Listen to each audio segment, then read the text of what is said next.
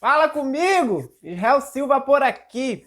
O vídeo que eu postei na terça foi sobre o Roberto Dinamite. Se você ainda não viu, tem um card desse vídeo passando em algum lugar da tela, não sei se é aqui, enfim, tá aí na tela, tá? No final do vídeo eu falo sobre a última postagem nas redes sociais dele. E é uma foto com o Pelé, se despedindo do Pelé. E hoje nós vamos falar sobre o maior jogador de todos os tempos, o Rei Pelé. Provável que você achou o título desse vídeo no mínimo curioso, né? Mas fica comigo até o final do vídeo que você vai entender, beleza? A primeira coisa que eu queria dizer aqui é... eu não quero resumir Pelé a um único tema, tá? Isso seria um pecado, mas eu quero trazer um assunto hoje que me chamou muita atenção vendo o filme Pelé, o Nascimento de uma Lenda, tá? Resumidamente, o filme ele conta a história de Pelé, da infância dele até a consagração ao ganhar a Copa do Mundo de 58, isso com 17 anos, tá? E, porra, tem uma cena do filme que me chamou muita atenção. Quando o Pelé ele foi para as categorias de base do Santos, o treinador não queria que ele jogasse da forma que ele jogava. Até que chega um dia e o Pelé decide ir embora. E ele vai para a rodoviária. E aí o que acontece? Aparece o Valdemar de Brito, que foi a pessoa que descobriu o Pelé e levou ele para Santos, tá? E aí ele pergunta o porquê que o Pelé estava ali. E aí o Pelé responde que o técnico não deixa ele jogar do jeito que ele sabe, que o jeito de jogar dele é primitivo, que ele não é bom e que ele não consegue jogar como os outros. E aí o senhor De Brito, ele explica o porquê o técnico fala isso para ele. Como eu disse, foi no começo do século XVI que os portugueses chegaram ao Brasil com escravos africanos. Mas a determinação dos africanos era grande. E muitos fugiram para a mata. Para se protegerem, os escravos fugitivos apelaram para a ginga, a base da capoeira, a arte marcial da guerra. Peguem todos! Quando a escravidão foi finalmente abolida, os capoeiristas saíram da mata e descobriram que a capoeira passou a ser ilegal no país. Eles viram o futebol como uma maneira perfeita de treinar a ginga sem serem presos. Era a forma mais atualizada de ginga. E em pouco tempo, a ginga evoluiu. Se adaptou, até não ser nossa, mas o ritmo dentro de todos os brasileiros.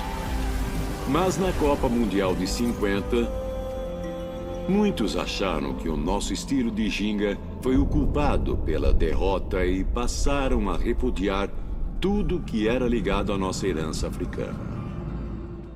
E interessante que no final ele fala assim pro Pelé: e assim como o seu técnico tem tentado tirar a ginga do seu jeito de jogar, nós temos tentado tirar de nós mesmos desde então.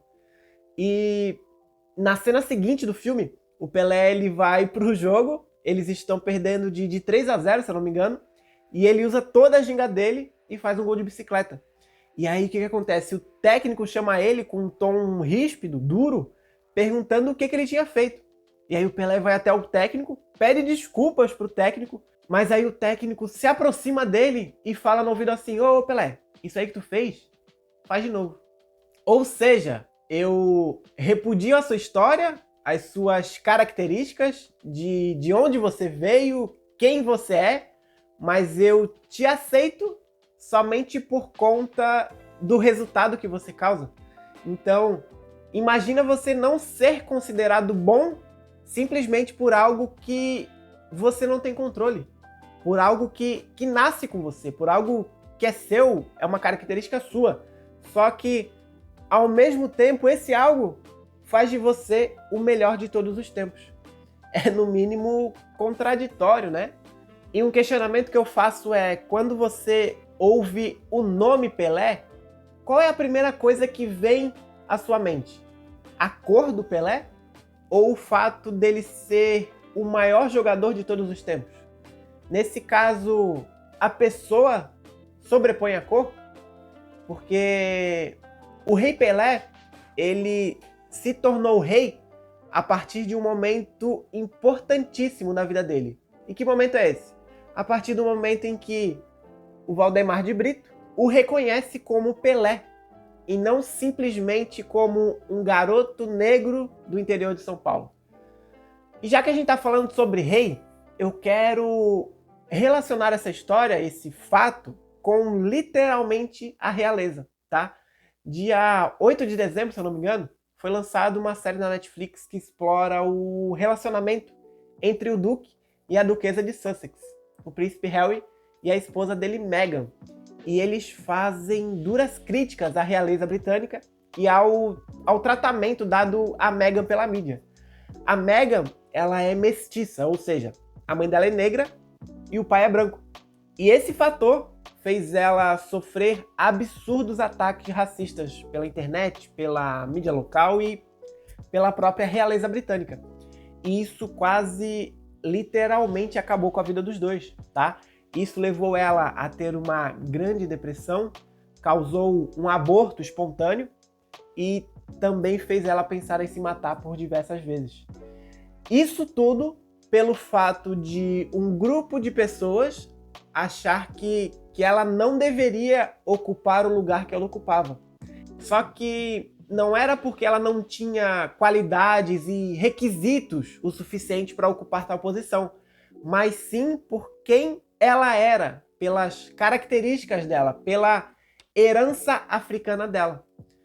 Toda essa situação fez eles tomarem uma decisão que nunca aconteceu na história da coroa britânica. Um casal pedir afastamento de seus papéis reais. E foi isso que aconteceu. Eles se casaram em 2018, 2 anos depois, em 2020, o príncipe Harry e Meghan renunciaram os seus cargos oficiais por direito, tá? E, gente, o que eu quero dizer com tudo isso, tá? Duas coisas. A primeira, em ambos os fatos, nós temos duas pessoas importantes que mudaram a história de duas pessoas importantes. O Sr. de Brito, ele descobriu o Pelé e não um garoto negro. O Sr. de Brito, ele descobriu um rei e não uma cor, uma raça, uma etnia. E por que ele conseguiu descobrir Pelé? Porque ele estava com os olhos abertos para ver o potencial rei que ele poderia se tornar. Ele estava com os olhos abertos para dar a oportunidade, independente para quem fosse. O príncipe Harry, ele se apaixonou pela Meghan e não por uma mulher mestiça. O príncipe Harry, ele descobriu uma rainha e não uma cor, uma raça. Ele permitiu se apaixonar pela potencial rainha, mulher forte, mãe de seus filhos, independente quem fosse ela. E a pergunta que eu faço é: as oportunidades que você dá é direcionada a um público específico?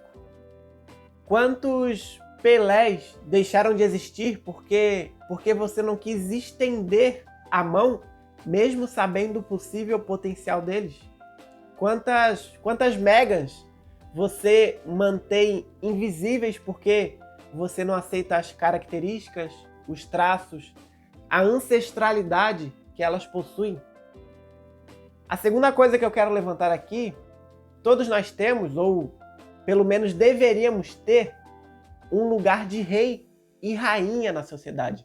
E aí eu te pergunto, e eu me pergunto também, por que nem sempre é assim? Ou melhor, por que quase nunca é assim? Por que a gente coloca a cor, as características de uma raça acima daquilo que a pessoa é?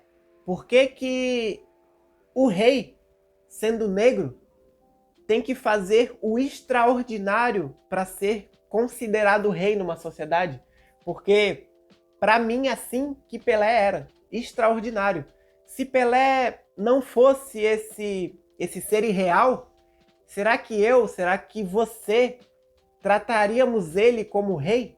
Ou ele seria só mais um negro, deixado de lado, esquecido pela sociedade? Será que nós temos consciência de colocar a coroa em todas as cabeças e tratar todas as pessoas igualmente como reis, independente de quem sejam? Será que dentro do nosso mundinho, da nossa realeza, os duques e as duquesas só podem ser de um tipo? Será que algumas falas, gestos, atitudes, comportamentos que a gente tem não estão tentando tirar a ginga do jeito de jogar dos outros? Certo? Gente, então, antes de terminar, eu queria te pedir uma coisa. Se você gostou desse conteúdo até aqui, eu te peço uma coisa simples. Porra, se inscreve aí no meu canal, cara. Curte esse vídeo, comenta e compartilha pra geral, tá? Isso aí vai me ajudar muito, você não tem noção, tá? E pra fechar, eu queria dizer uma coisa. Muita gente não vai entender o vídeo de hoje. E pra você que não entendeu alguma parte, eu vou falar o seguinte. Essa frase eu ouvi nesse documentário aí do Príncipe Harry e da Meghan, tá? Abre aspas. Uma questão complicada é que se você não teve que lidar com racismo, ou se você não foi vítima dele, pode ter dificuldade em reconhecê-lo, tá? Certo? A gente se vê terça-feira. Até lá. Valeu, tamo junto!